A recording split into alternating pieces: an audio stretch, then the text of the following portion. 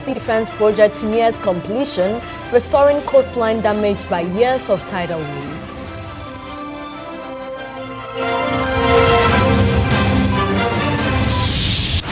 Also in the bulletin, residents of Manhia lament impact of erratic power supply, saying outages are crippling their businesses and disrupting daily routines.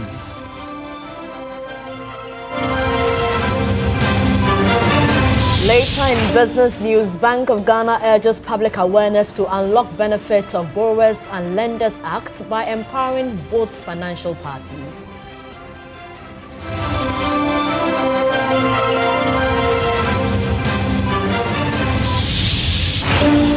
On the foreign front, Tanzania's inquiry reveals 518 deaths from unnatural causes linked to post-election protests amid widespread unrest across the country.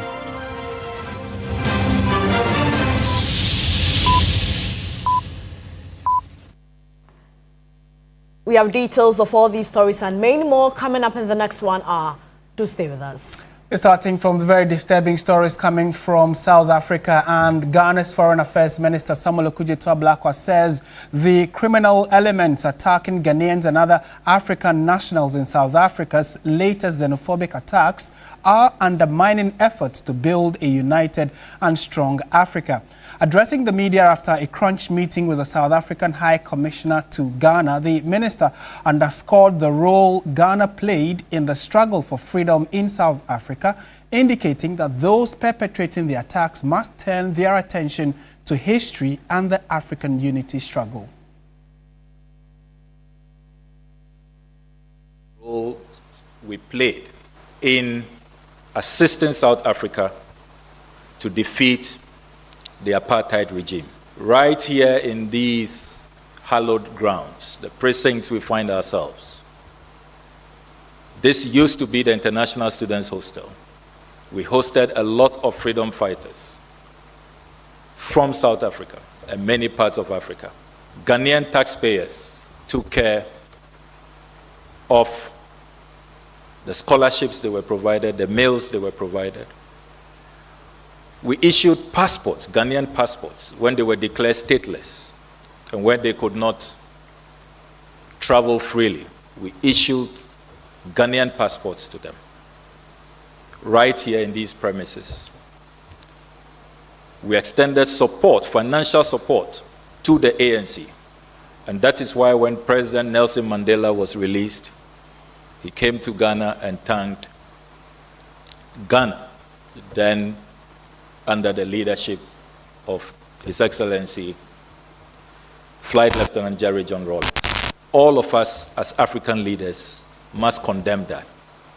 And we must remind those fringe elements who are in the extreme minority that they cannot divide us, that we remain united in our common struggles, in our common destiny, and that our solidarity is unshaken, is unbreakable, and we will continue to band together as Africans. We will do everything as a government to protect our nationals and to make sure that we demand from the South African government to protect our citizens and to keep them safe, because they owe them that duty of care.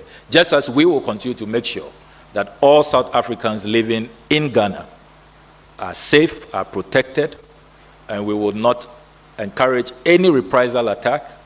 We will condemn it, and we will not even contemplate.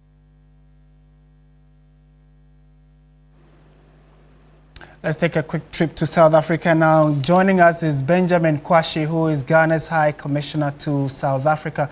Mr. Kwashi, good evening. Thank you for your time.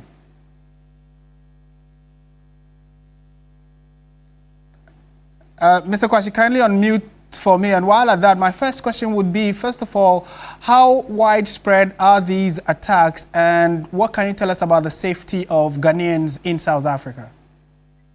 Thank you. Good evening to you, and good evening to our cherished viewers. It's been scattered all over South Africa. It's happened in the Eastern Cape, it's happened in Durban, it happened in parts of Pretoria North, which is in Gauteng, the capital. And the main demonstration that was held today was held in Mtata in the Eastern Cape. I can assure you that everything went well. There was no Ghanaian business that was affected. There was no Ghanaian citizen that was attacked. We issued out an advisory note to the community asking them to stay off work today and ensure that the people could carry out their demonstrations. We've been told clearly that it has been peaceful. Our citizens in that area have not been attacked. They've told us that they are home, they are safe. We keep tab on all of them. And in other provinces as well where these are happening, we've made sure that we keep consular services open to them. We regularly speak to their leadership and speak to the members of the Ghanaian community in those various areas as well. I can assure you that situations are returning to normal. We have been told of possible demonstrations that are going to happen in the days ahead. And as a mission, we are doing everything possible to ensure that no Ghanaian is affected adversely. What kind of assurances are you getting from the South African government, especially coming on the back of the fact that this is not the first time you are recording these xenophobic attacks? What are they doing about it? What are they telling diplomats like yourself? They've given us all the assurances. They've given us top security briefings indicating to us that the last 2 years or so, nothing xenophobic has happened.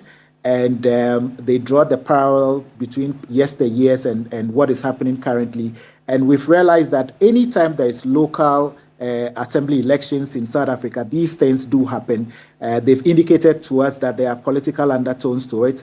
As a government, as they being in charge of security of the country, they've assured us that they are going to make sure that no citizen of any African country, especially in the case of Ghana, is attacked or unprovoked. And I'm confident in letting you know that for the first time, they've opened their doors to us. For the first time, they've told us what they are doing. For example, what happened in Mtata, like I indicated, we had a very frantic call, an honest one with the mayor of the area. And the mayor also decided to add the police chief so that they could brief us on what they are doing to protect our citizens. It's never happened before. And I believe that this is a step in the right direction. When the incident started, there was a communication between our foreign minister and their foreign minister. And I'm sure that that has led to the cooperation that both countries have had and continue to have. We believe that this will be resolved, and once it's resolved, just like the Honorable Okudzeto Ablakwa has said,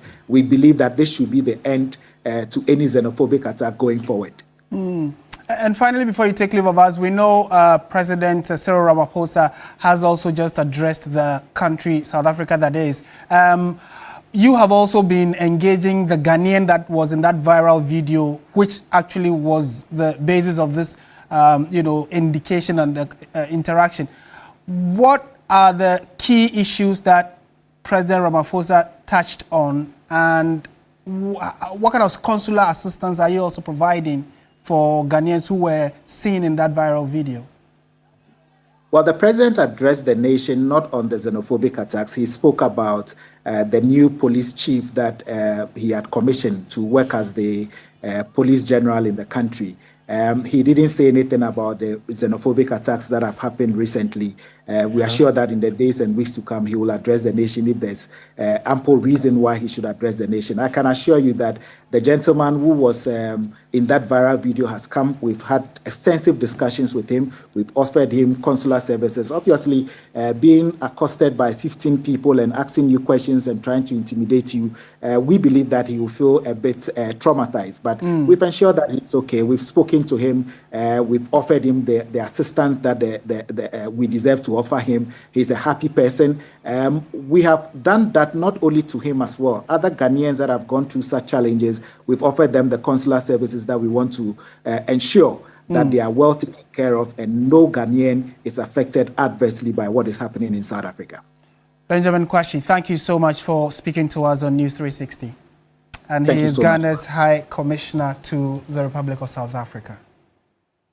In more news tonight, a reported fire outbreak at a Great Kuakonsumbo substation has triggered serious concerns owing to the strategic importance of the facility to Ghana's power supply.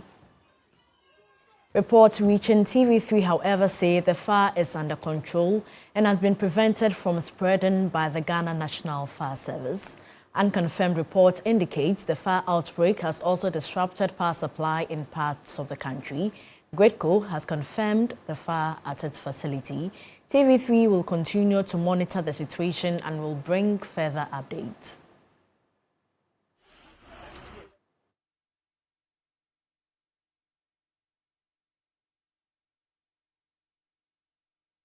In more news tonight, residents of Mahia and adjoining communities say years of erratic power supply is crippling their livelihoods and daily routines. From hair salons to drinking bars and corn mills, the impact is being felt across the community. Grace Hamwajaman reports. Mahia Tigopo is one of the fastest growing communities in the Greater Accra region with brisk economic activity. But the residents say unreliable power has become their daily reality, disrupting businesses and straining households. Niamam de beshe fridge munyina ajimi yi chegu baby because obi tons and no tuna once a jo odi chef fridge me jo. I am losing my customers because if they taste the drink and it doesn't taste good, they don't come back. And signing ye nice inti ajimi jina mi chugu. First na you doom no man na so doom e man na so say see ade doom en so kra. I am scared to store up my freezer because the fish will go bad because of the power situation. Efo runs a corn mill business in the community, but he is gradually losing his customers to competitors at Ablekuma because of power unreliability. When I don't have light, I can't work because it's the light I used to work. So when the light is not there, I can't work. Let me say, the people who bring the thing, they will work from a very far place to come here, and at the same time, the light is not, they will take the thing to another place. Now, according to that, a lot of the money will be going and I'll not be having anything on me. The community leadership says the situation has persisted for some time. We wrote them a letter 3 times. They told us that we should give them time, maybe 5 days, 3 months, 4 months, they will get us a transformer. But we try several times. We can't get a transformer up to now. So we are seeing this voltage problem. So we are calling on the ECG or we are calling on the energy minister that we need their help. As the Electricity Company of Ghana, ECG, has begun its transformer change exercise, they are pleading to be considered. Man ya okuja insuo side the one e won suo ni side the one nyinala ya do so say transformer no ye swama transformer no enti yes our transformer is overloaded and it needs to be changed. The face cough where the call now where the aso now where the doom or how ni amani atete. The ECG says over 400 transformers will be changed in the exercise in the Greater Accra and Ashanti regions. So one would have expected that after a long week, you enjoy your Sunday fufu in peace and get ready for the week ahead. But as you can see, because of the erratic power supply situation here, this fufu or this cassava and plantain might not become the fufu the owner is looking forward to. From individuals to businesses, everybody is affected here with the erratic power supply situation at Mania. And for them, their livelihoods are at stake. They are calling on the government and the ECG to turn a listening ear to them, even as they embark on the transformer change exercise. Grace Hamwajaman, TV3 News, Mania, Accra.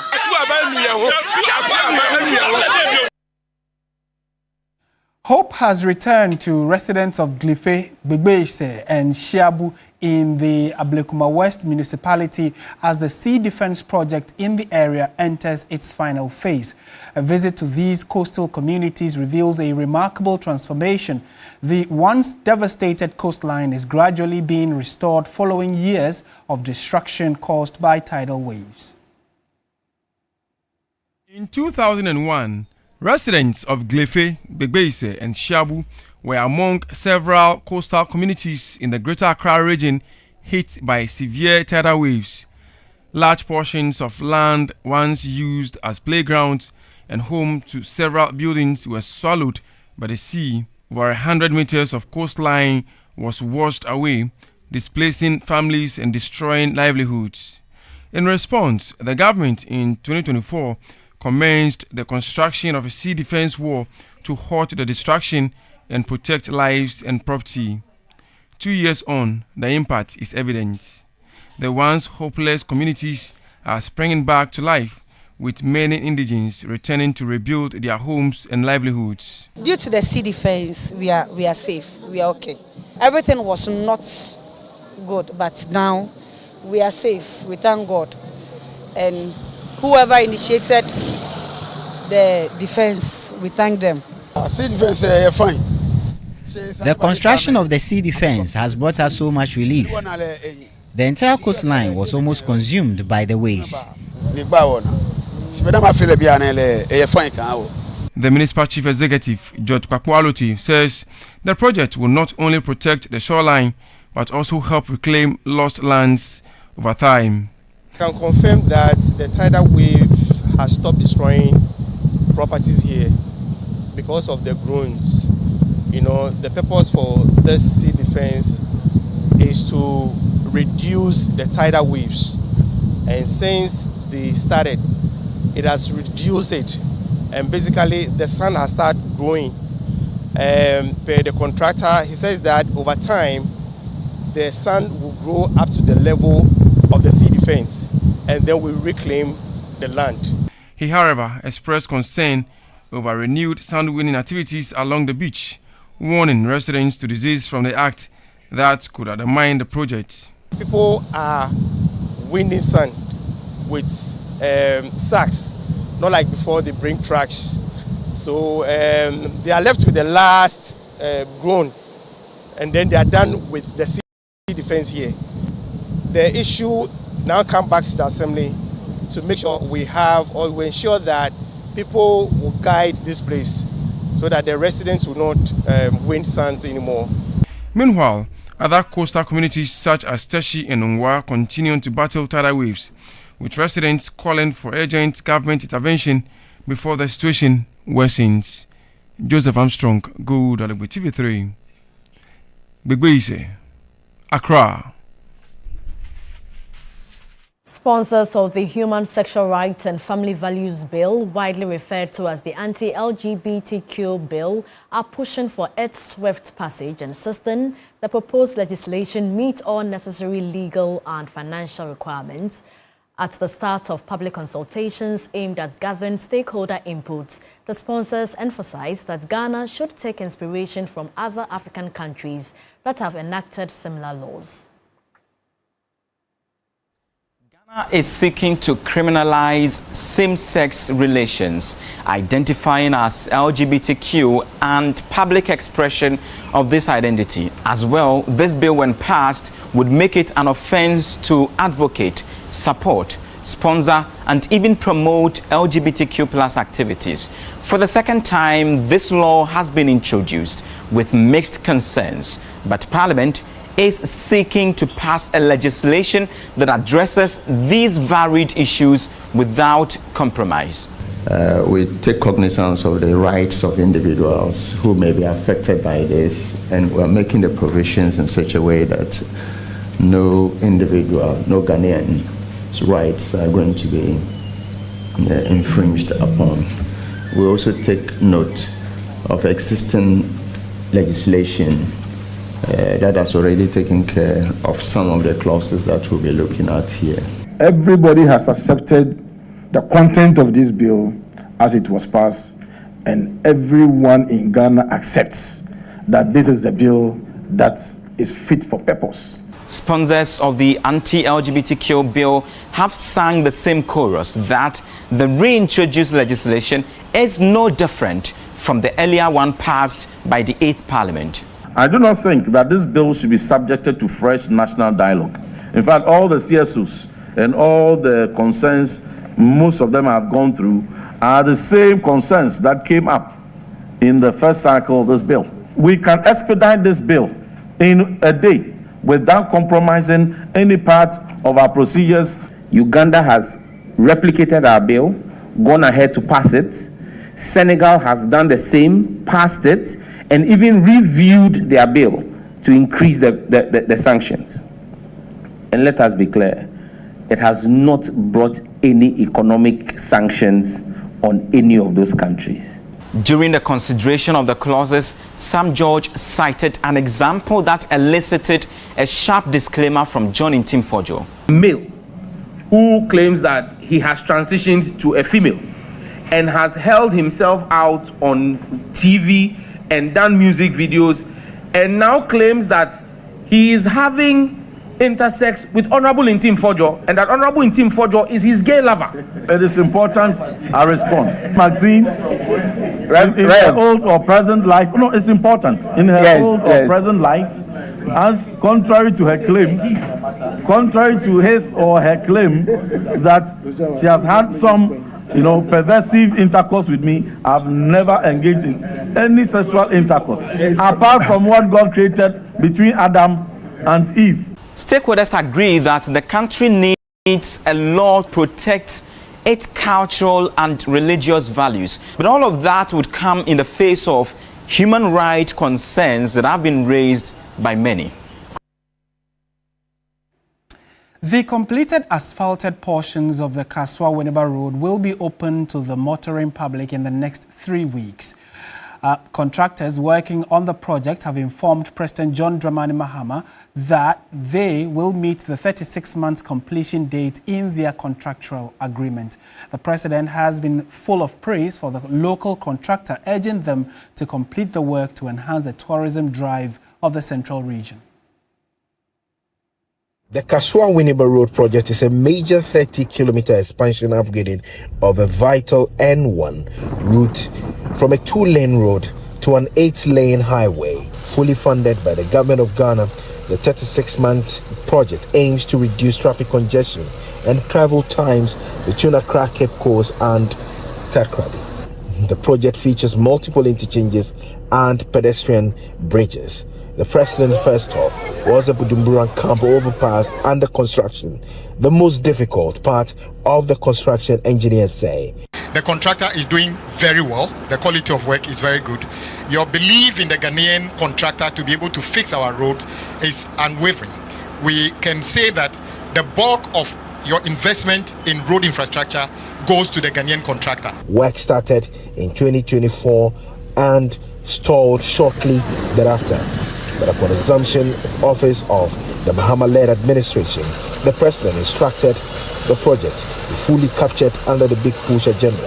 The president, after receiving briefing on the progress of work, stressed the importance of the road network to national development. If we do this road network, it will allow some of the investors to begin to open factories in this corridor, and that will create jobs for the local people here. While there has been several agitations on the progress of work, the president says the resumption of work and its progress has shown the completion date will meet the completion date of March 2027. We hope that in the next 3 to 4 weeks, they'll be able to open this middle concourse so that all the traffic that is going directly towards Cape Coast or Winneba or Mankesim would not have to use the side roads. They'll use the middle, and that will free up the traffic on the side for them to work and complete that as quickly as possible. Once we finish this main road, the constituencies also have side roads and feeder roads, and so I'll ask the minister to look at some of those roads so that you don't have a beautiful highway just running through their constituencies without some of their roads being done. But the contractors are, however, racing against time as government aims at completing its Big Push agenda on schedule. MTN Ghana Foundation has hosted a special luncheon in honor of beneficiaries of its Bright Scholarship Scheme who have excelled academically, with several graduating as valedictorians in their respective institutions. The event brought together past and present scholars who have distinguished themselves through outstanding academic performance, leadership, and resilience. Since its inception in 2018, the MTN Bright Scholarship Scheme has supported hundreds of students across Ghana. many of whom would have engaged in menial jobs during contact hours to raise funds for their education. The awards, which cover school fees, accommodation and monthly stipends, form part of the MTN Ghana Foundation's quest to enhance the quality of life of people in the communities it operates. Some of the beneficiaries who emerged as valedictorians shared their journeys. The scholarship is very, very generous, and it also has nothing like unfairness or bias or whatsoever, because I knew no one, but I ended up with a scholarship just with a recommendation and application I sent. It has not only given me financial relief, it has given me the encouragement to study hard. So it's like a form of motivation for me. You are getting this support, so why shouldn't you study? The foundation reaffirmed its commitment to investing in education, describing it as a critical driver of socio-economic transformation. The forms are posted on our website, and they are also disseminated to the tertiary institutions so that it can be brought to the attention of the students. Anyone can apply. We are also looking at persons with disability can apply. If you are a needy person with some kind of challenge, you can also apply. So it's very open. The only thing is that you must need the support. The luncheon ended with a renewed call for beneficiaries to serve as ambassadors of excellence and give back to society. Nestlé Ghana Limited continues to shape the lives of its numerous consumers across Ghana over 6 decades of its operation. There are real and true stories farmers, plastic waste collectors, students alike are sharing about the goodness of the brand.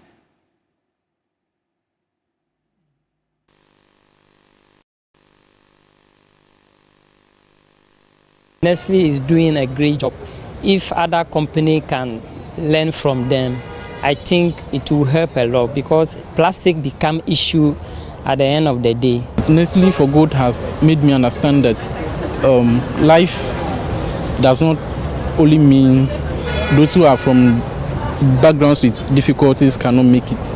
I've come to accept that I can aspire as high as I wish. These stories illustrate how Nestlé Ghana Limited's creating shared value approach is translating into tangible positive impact on the ground. From the farms to classrooms, from water points to marketplaces, from the ghetto to the pitch, there's that real story to be shared about how Nestlé is enhancing quality life. The launch of Nestlé for Good was a testament of the brand's commitment to focusing on sustainability, community empowerment, and creating shared value to enhance the welfare of many. The campaign aligns with Nestlé's broader goals of reducing environmental impact, supporting sustainable livelihoods, and providing healthier, nutritious food products. Managing Director of Nestlé Ghana Limited, Salome Azivido, said the respect for consumers is what has birthed Nestlé for Good. Once you pick a product from the shelf, you should understand what is behind that product and the choice you are making. We will continue to release small stories that talk more about the beneficiaries, and we just want the public to also understand that these are not just big corporate promises. These are actual individual stories that do matter. Now, we picked some, but there are thousands of them, right? But the next steps will be that we will start slowly feeding the public with more and more stories that I believe will inspire a lot of change. Chief Executive Officer of the Association of Ghana Industries, AGI, said Chuma Kwaba explained that not only is Nestlé developing the company, but also looking out for the society. For me as an industry organizer, what is good about this is the fact that others can learn from it. We have a lot of SMEs that are looking up to big companies such as Nestlé, learning from their practices, learning from their standards, learning from the good things they are doing so that they can also emulate. So if you don't trumpet it, if you don't talk about it, nobody gets to know what you are doing. Nestlé says the campaign is not just about telling these stories, but reinforcing the commitment to deepen impact and expand partnerships. This is the News 360 on TV3. Business, sports and entertainment are all coming up. Do stay with us.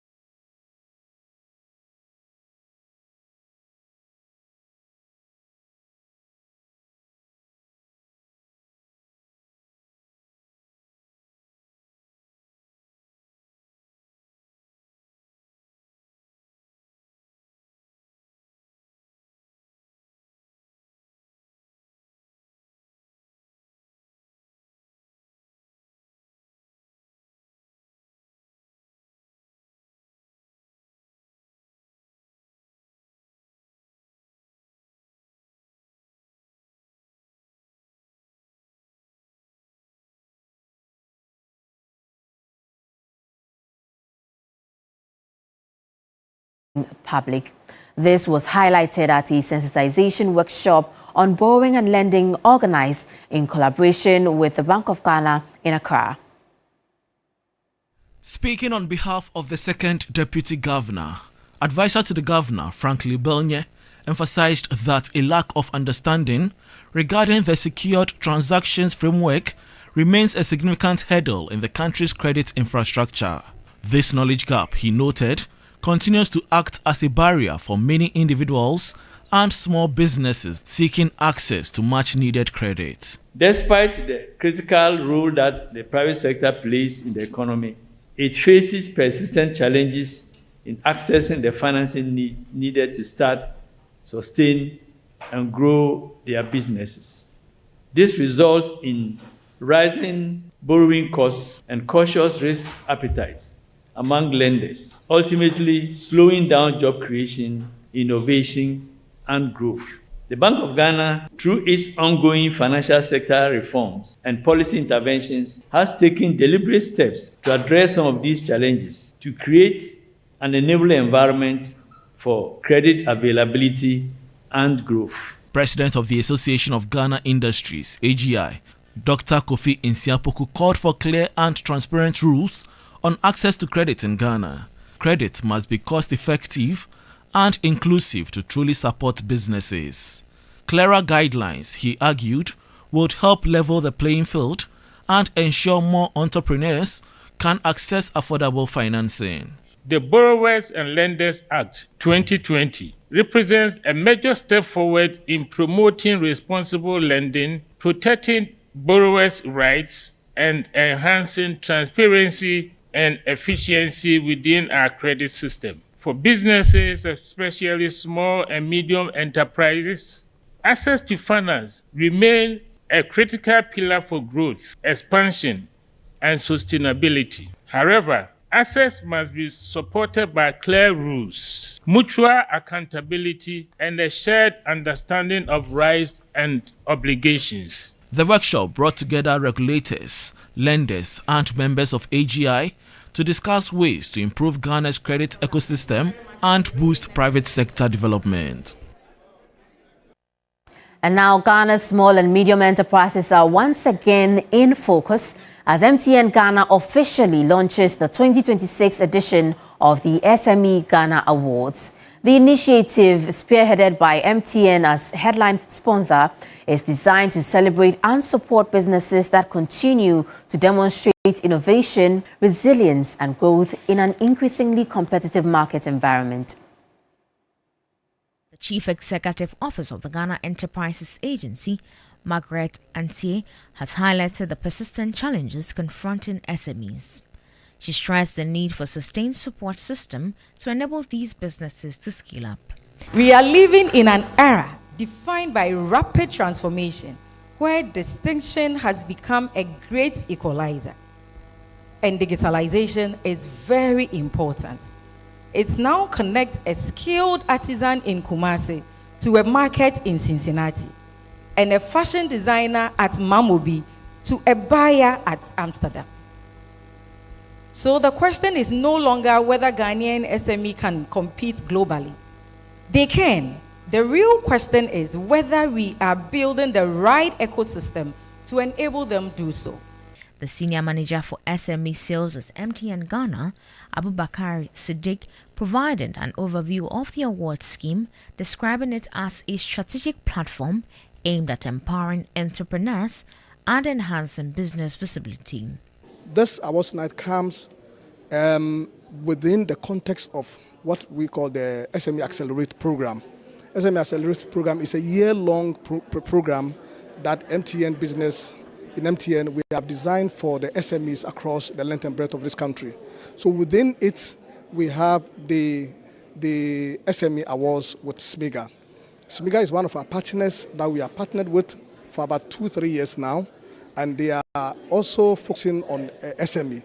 So we partnered them to give them the technological support as part of engaging our SMEs and tooling our SMEs to ensure that we are able to give capacity to the SMEs for them to be able to grow. The awards, themed around sustaining growth in competitive markets, are expected to bring together key industry players, policymakers, and entrepreneurs, all working towards strengthening Ghana's SME ecosystem. Let's now look at how the cedi is faring against other trading currencies and how some of our key commodities are faring on the global market.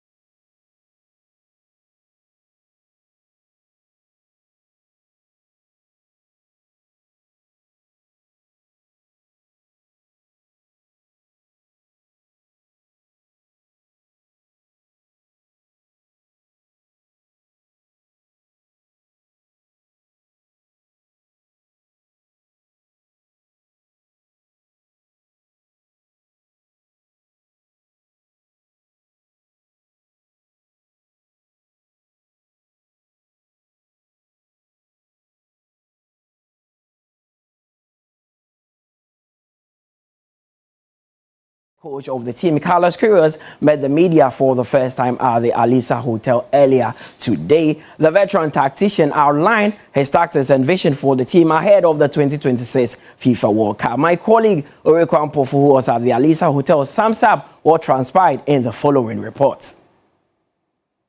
Day in the history of Ghana football as experienced Portuguese coach Carlos Queiroz has been confirmed as the new head coach of the Black Stars. A 4-month contract as he was unveiled at Alisa Hotel earlier and endeared to the Ghanaian crowd. A reminder that Queiroz arrived in Ghana on Wednesday evening, where he had the opportunity to meet the sports ministry on Thursday morning, where he said he felt African and was privileged to take this job.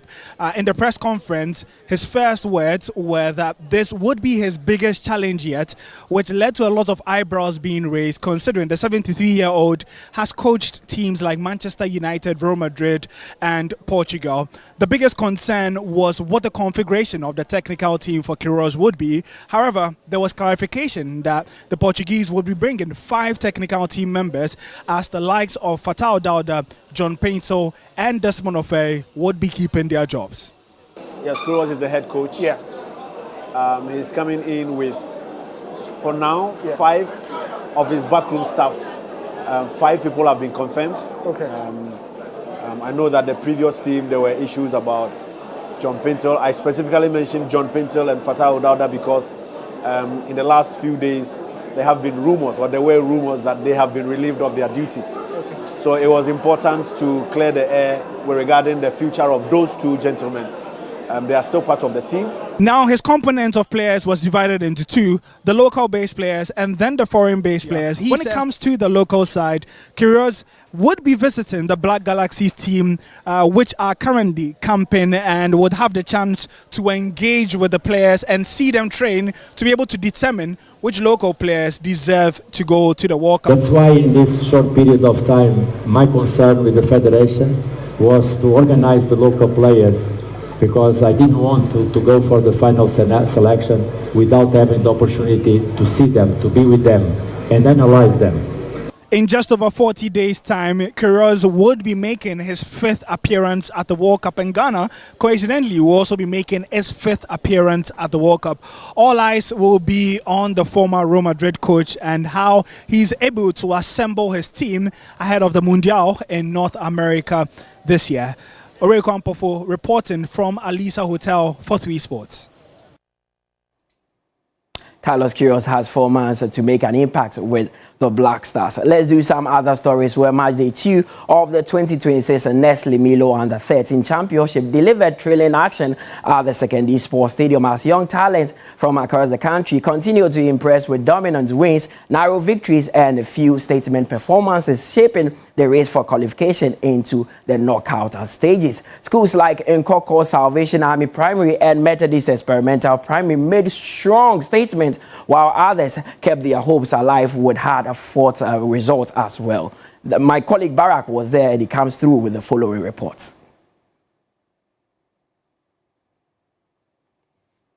Under-13 Championship delivered more excitement and clarity in the group standings as young talent continued to shine at the Secondary Sports Stadium. Several tightly contested fixtures highlighted the day's action, with Nkoko Salvation Army Primary School urgent past Busa MA Primary School by 2-0 in one of the standout results. Kintampo Presby School also secured a narrow victory over Old Roto MA Primary School, winning 2-0 in a disciplined display. Kwabenya Atomic MA Basic School were also involved in a competitive encounter against Vome RC Primary School but fell short in a 2-1 defeat. Swami Methodist Primary B School and Bethel Methodist Primary School Adanse played out one of the most thrilling games of the day, with Bethel Methodist emerging 3-2 winners after a closely fought contest. There were also dominant performances on display, with Methodist Experimental Primary School recording an emphatic 4-1 win over St. Kizito's RC Primary School, underlying the attacking strength. Nkoko Salvation Army Primary School continued their fine form later in the day, beating St. Kizito RC Primary School by 3-0 to strengthen their position in the competition. Elsewhere, Bethel Methodist Primary School Adanse maintained consistency with a solid 2-0 win over Dench Nchemuase RC Primary School, while Swami Methodist Primary B School responded with a 1-0 victory over Emisa Krom MA Primary School. With impressive individual performance and strong team display, lighten up the competition. For 3 Sports, Barack Minter Brown, 2nd D Sports Stadium. Championship is getting interesting. Let's go through the graphics and see how the standings are currently, because the likes of Kintampo Presby are leading the pack with Old Roto or in there, so it's getting very interesting. That is for Group A. Group B, who has C then Chemuase also taking shape there and leading the pack, so they are on course to qualify. So interesting one. The Group C also has Kwabinya Atomic, who is in Accra, also firmly in the position to qualify. And there's Group D as well, where Busa from the Upper West region have taken top seed. That's all by way of sports here on News360. My name is Mutala Yakubu.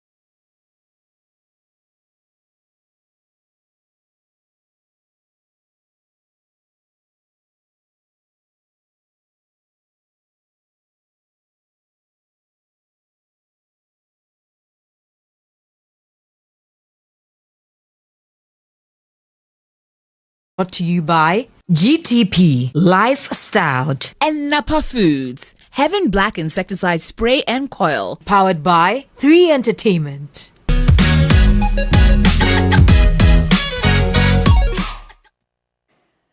Good evening and welcome to the entertainment news segment here on News 360. My name is Noella Donko. Now, a workshop centered on learning, collaboration and shared creativity set the tone ahead of the Hola Accra Music Festival scheduled for April 24 at Jamestown. Organized by the Spanish Embassy in Ghana, the partnership with the Musicians Union of Ghana, the session brought together bands, industry players and journalists as well as stakeholders to connect, exchange ideas and learn from one another. Participants describe the session as an invaluable opportunity to connect, network and learn from one another. The workshop created space for bands to interact deeply, exchange ideas and appreciate the diversity of sounds and experiences each group brings to the stage. A major highlight was the presence of Spain's Mucho Mongo Band, who engaged Ghanaian acts in conversations around musical fusion, live performance and global audience appeal. Ghanaian flutist and band leader, the laboratory of Hewale Sounds, shared his excitement about the experience, emphasizing the strong educational value of the workshop. Speaking on the long-term impact of the collaboration, Musica President Mrs. Simons said the platform will help talents from both countries learn, network, grow their brands and tap into new music markets. If you collaborate with another musician from another country, your sales will go higher, because what it is they will release it in Europe, we will release it in Africa. In going forward, we know that there will be some exchange programs also, and that is why we ask all musicians to join Musica, so that when it falls in your line, we introduce you to go and then have that experience and come back and share it with Ghana. The Hola Accra Music Festival will feature Spain's Mucho Mongo Band, who say they are eager to share their music with Ghanaian audiences. Understood, as he said, with just the sharing of the music, and I really look forward to the concert tomorrow to see how it's felt, you know. So who knows, maybe a lot of collaborations, maybe an opening to new sounds. Mucho Mongo is bringing a lot of energy tomorrow. Yeah, I think energy is going to be the word. Other acts billed to perform include High School Band, the Lipstick Queen Band, an all-woman high life band, and legendary musician Akablé with his Ibisa Band.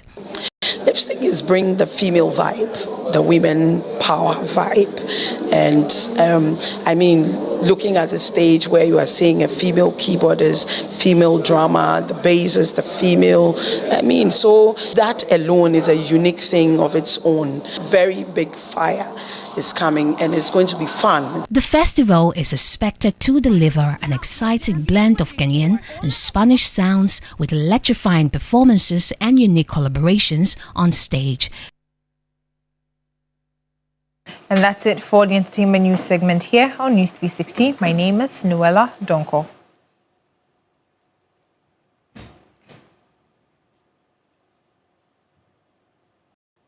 Well, so that's it for the bulletin. Yes, Noella just gave us the entertainment news. And on international front, a lot has been happening. Donald Trump. And if you go to our website, 3news.com, you'll get all those updates. My name is Martin Esiedudate. Happy birthday, Martin. Oi! Thank you.